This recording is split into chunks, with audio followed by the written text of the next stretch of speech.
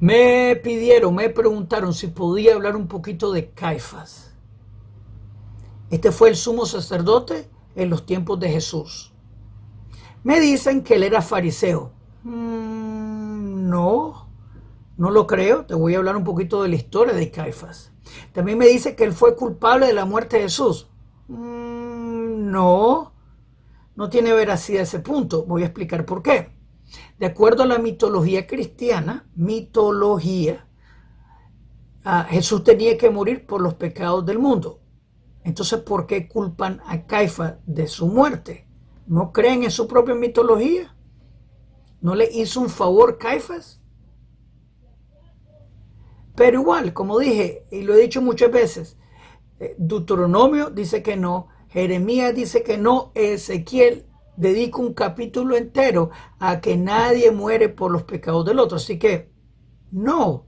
Vamos a hablar un poquito de Caifás. ¿Quién era Caifás? ¿Cómo vivió Caifás? ¿Cómo se veía de acuerdo a la perspectiva judía? ¿Cómo lo veían los líderes religiosos fieles a la Torá a Caifás? Esa es la pregunta. También vamos a ver un poquito del jurado de Jesús que lo llevó a su muerte, que tiene muchas contradicciones, que no tienen sentido bíblico, tampoco histórico. ¿Está listo para aprender un poquito de verdad? Es un rudo despertar. Vamos para allá, vamos para allá.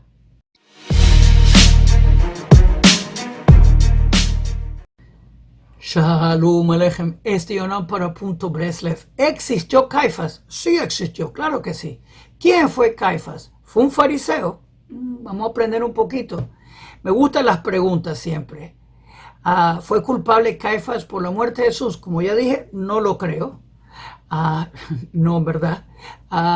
Y como ya dije, de acuerdo a la mitología cristiana, porque no tiene fundamento bíblico, Jesús tenía que morir por los pecados del mundo, así que debieran de ser agradecidos a Caifás si él lo mató a Jesús. ¿No? Tiene sentido, ¿no? Así que bueno, la pregunta que me gusta, ¿qué hizo Jesús para ganarse la muerte? No fue porque fue un judío fiel a la Torá.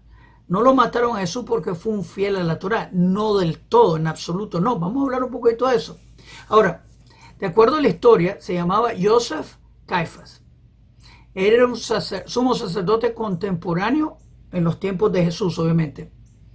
Ahora, su larga permanencia en el sumo sacerdocio es un indicio que tenía relaciones cordiales con la administración de Roma. O sea, él era un saduceo, no era fariseo, él era un saduceo. Los saduceos tenían esa relación y tenían control de Sanedrín y tenían control del templo. Ellos pagaban plata para eso. Los fariseos no. Y eso la gente siempre se olvida, o tal vez usan la palabra fariseo para odiar al judío. Creo que tal vez puede ser eso. La misma idea de Judas, que creo que no existió. Existen dos diferentes maneras que él murió y existen dos maneras diferentes de qué pasó con el dinero que dije que le pagaron. Y de acuerdo a la historia cristiana, Judas era fariseo, pero los sacerdotes eran saduceos, no trabajaban juntos.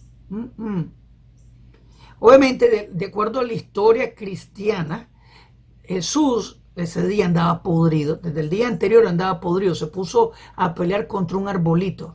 ¿Qué persona normal se pone a pelear contra un arbusto? Y el texto dice, no era tiempo de la fruta, y se molestó porque no había frutas con un árbol que no era la temporada de las frutas. Esa persona tiene mal temperamento y está mal del cerebro, ¿no? De aquí. Ahora, al día siguiente se levanta y está entrando a Jerusalén.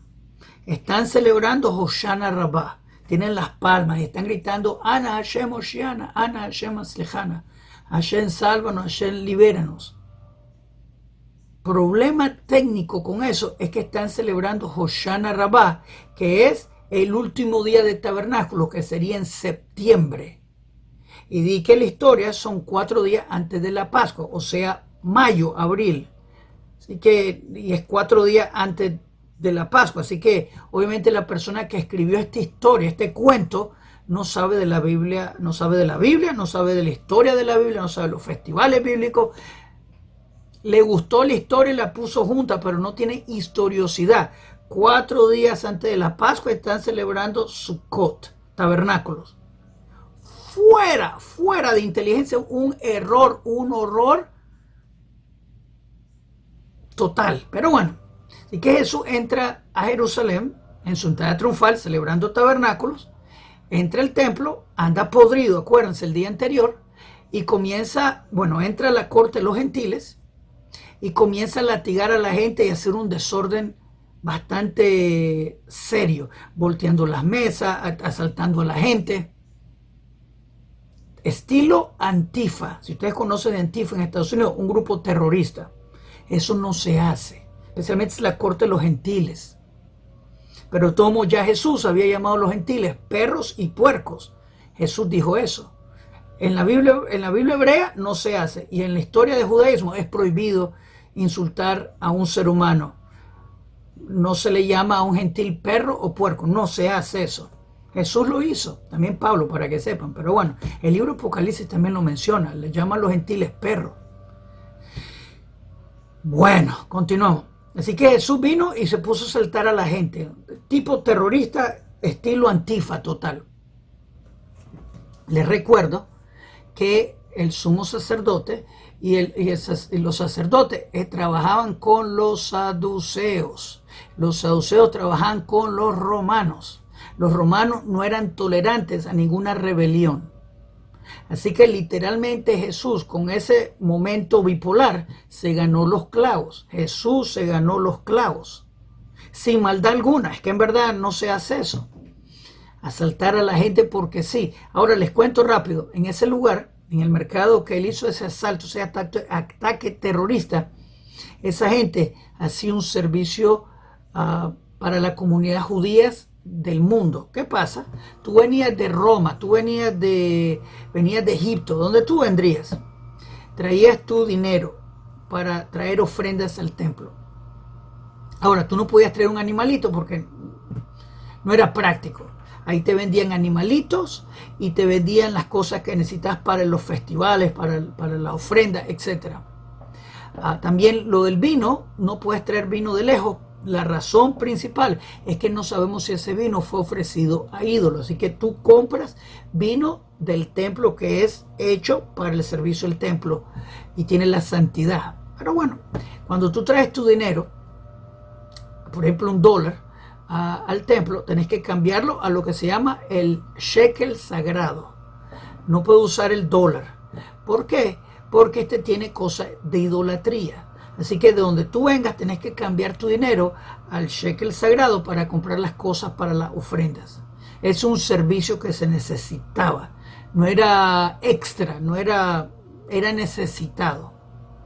Así que esta gente estaba haciendo un servicio a la comunidad. Jesús vino, tenía un mal día, tenía varios días, inclusive mal, se puso a pelear contra un árbol.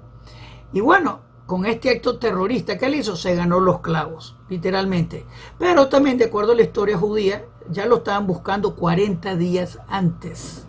Él estaba visto 40 días antes. Así que bueno, también la idea de Judas, que lo vino a besar para identificarlo, no tiene sentido histórico. Como ya dije, hay 2 diferentes historias como Judas se muere y hay 2 diferentes resultados de qué pasó con el dinero que dije que le pagaron. En uno, los sacerdotes compraron el campo, en el otro, él mismo compró el campo. Y les digo, yo creo que una inyección literaria para odiar al judío. Judas, judíos. Y también fariseos para odiar a los judíos fieles a la Torá. Creo que es para enseñar odio, literalmente, porque Caifás era saduceo, no era fariseo, históricamente hablando. Así que Jesús se ganó los clavos por su acto terrorista. Ahora, viene más tarde el juzgamento contra él y vamos a hablar un poquito de eso, pero quiero seguir leyendo mi guía. Así que no era fariseo como cuentan Caifás. Interesante, el nombre de Caifás no aparece en el Talmud del todo. No aparece.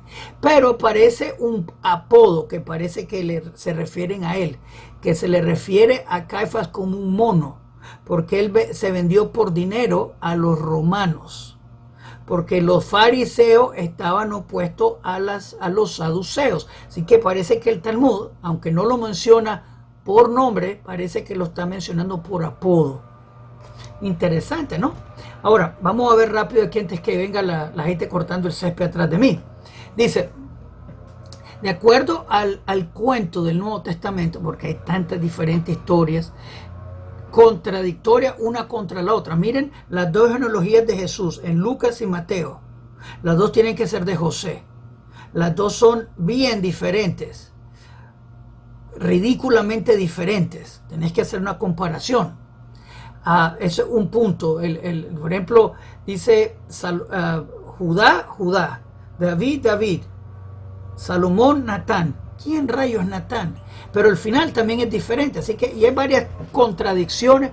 En una de ellas tiene Jeconías y la otra no, pero tiene los hijos de Jeconías. ¿Ah? Y obviamente José no es el papá, así que es ridiculez total. Pero bueno, ¿qué pasa cuando Jesús es atrapado por terroristas? Porque esa es la única razón de por qué lo clavaron. Dice que primero él fue tomado primero Mateo, Marco y Lucas dice que fue llevado directamente al sumo sacerdote. Pero Juan dice que fue llevado a Anás, el suegro del sumo sacerdote. Así que bueno, total raro. Dice, ¿dónde los sacerdotes y los escribas fueron a cuestionar a Jesús? Mateo dice que fue en la noche que fue arrestado y los sacerdotes y los escribas se reunieron para hacer el juzgamento. Pero de acuerdo a la Biblia y la historia judía, el Sanedrín no se junta en la noche. Así que esa historia no tiene sentido histórico. Marcos dice que los sacerdotes y los escribas se juntaron en la noche con Jesús después de arrestarlo y lo llevaron al sacerdote. Así que hay contradicción otra vez. Lucas dice que los sacerdotes y los escribas se juntaron un día después que Jesús fue arrestado. Entonces, ¿cuál pasó? Juan menciona que solo los sacerdotes, los sumos sacerdotes se juntaron, no los sacerdotes o tampoco los escribas. Así que bueno, ¿qué pasó en la historia? ¿Dónde fue cuestionado por Herodes?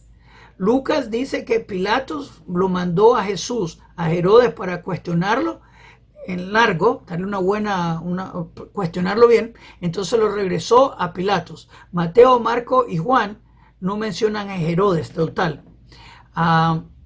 Bueno, una contradicción más tarde, pero bueno. ¿Quién fue responsable de la muerte de Jesús? ¿Los judíos? Bueno, en verdad fue Jesús por terrorista, pero Jesús murió por los pecados del mundo, dique, así que debieran de decir gracias a Caifás. En verdad, me gustaría que lo pensaran un poquito, porque su argumento o es una cosa o es la otra. Murió por los pecados del mundo. Muchas gracias. No, los judíos mataron a Jesús, mataron a mi Dios. ¿Tu Dios muere? ¡Wow! Te recomiendo el Dios de Israel. Él no muere. Ok, antes de continuar, quiero darle bienvenida a todos los nuevos. Repórtense de dónde están viendo. Díganos cómo le estamos ayudando. También quiero que por favor le hagan me gusta a este video y se suscriban al canal. Que le hagan clic a la campanita para que le contemos cuando los siguientes videos en este canal vengan. Es importante. También quiero invitarlos a las clases de la Biblia. Estudiamos la Biblia hebrea todas las noches a las 8 de la noche hora de Toronto. De domingo a jueves estudiamos la Biblia hebrea, que es la raíz hebrea de la fe. La estudiamos del hebreo, la traducimos al castellano con sus comentarios, donde todo el mundo está bienvenido a aprender la Biblia hebrea con nosotros. Tenés que estar suscrito para comentar, pero todo el mundo está bienvenido. Así que suscríbanse al canal, dale me gusta el video, compártenos su grupo, únanse al proyecto de aprender la Biblia hebrea. El que aprende la Biblia hebrea vive menos engañado. Así que hagan clic, clic, clic. Así que bueno, demasiadas contradicciones y cosas ridículas fuera de lo que la Biblia dice. Sacrificio humano, totalmente ridículo. La historia de Barnabas o Bar Abbas, que no tiene historiosidad total. Eso ni siquiera merece un minuto de discusión. Eso no se hacía, no existe ni una línea escrita sobre tal historia de que cambiaba en los festivales. Totalmente inventaron esa historia. La historia de la costumbre de soltar un prisionero en Pascua. Mentira total, pero hacía muchas mentiras. Hacía muchas mentiras. Te dice la Biblia cristiana, dice que cuando Jesús murió, muchos de los rectos resucitaron. ¿Quiénes? ¿Cuáles? El monte de Olivos está lleno de un cementerio. ¿Quiénes? ¿Cuáles? Inventaron demasiado. Como dije, existen 5 diferentes versiones de la resurrección de Jesús. Existen varias versiones de cómo enterraron a Jesús y querían ponerle especies después del tercer día, pero Juan dice que antes de enterrarlo le pusieron las especies, pero los otros libros dicen que querían desenterrar a Jesús para ponerle especies. ¿Quién desentierra a alguien para ponerle especies para enterrarlo otra vez? ¿Se lo quieren comer?